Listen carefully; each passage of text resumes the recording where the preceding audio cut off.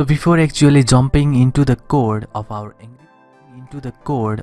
Angry Bird, I want to make you introduce some of the terms, some of the topics that are often repeated in our PyMonk module and in our Angry Bird. So first and important topic is obviously this PyMonk module that we'll be downloading or we'll be using throughout our lectures, and that will be in the next lecture. But here is the some terms that is repeatedly or used often in making of the Angry Bird, and that are physics term. So physics term is basically not that is exactly what we have in the real life, like a gravity is 9.8 meter per second square in our real life, but you can't use that 9.8 meter per second square in our games. It can be according to the shape and size and the body of our objects.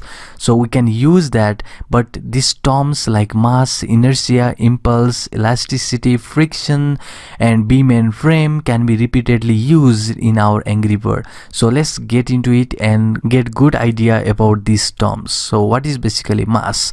Mass is obviously the weight. So make sure you keep the weight as less as possible because we want to make our movement of our Angry Bird freely. So that means you can use some of the less terms or less term mass for our Angry Bird.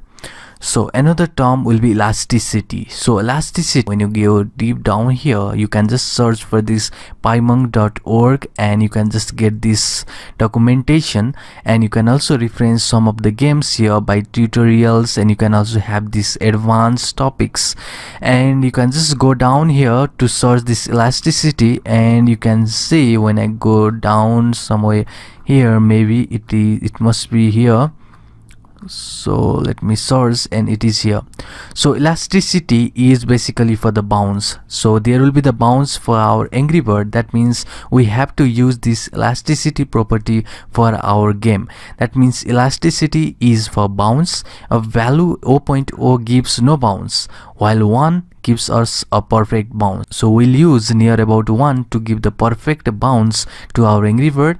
And the next important term that can be used is this collision type. That means if this Angry Bird or the wood or the column beam or our Angry Bird with our villains, or that is in our case that is a pig, so when the pig collide with the Angry Bird, there's a collision, and something has to be happened when there is a collision. That means you can get the score out of the collision. So we'll just handle in this collision type, and the function to handle it is add collision listener.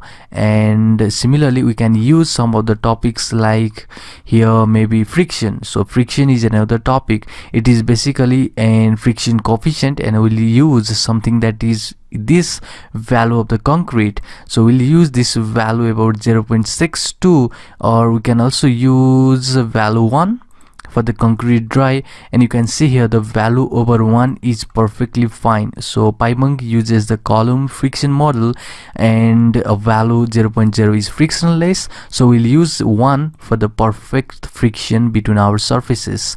So you can search for the term friction and you can get something like this article, and it is really important to know. And friction is a force resisting the relative motion of the solid and liquid or a material element sliding with each other.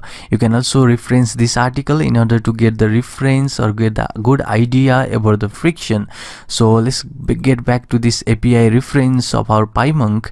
And another thing what you need is beam and column. So beam and column is basically for our structure. So in order to deal with this structure, we need to make a beam and column or beam and frame like this out of the wood. So we'll just use wood and make the beam and a column structure like this. And you can also search this beam and column and get the good grasp or idea, but I'll be telling about it when we make the game, so you don't need to manually search for this beam and column. Instead we'll just deal it with the game making lectures, and I hope you will get the good grasp steps on this beam and column while making the games. So you can search for the friction term, you can also search for this elasticity. Elasticity is basically for the bounce of our Angry Bird, and we have something that is important and I have already discussed it, and this is Pygame rect modular class, and this basically will just extract some part from our asset or our sprite sheet.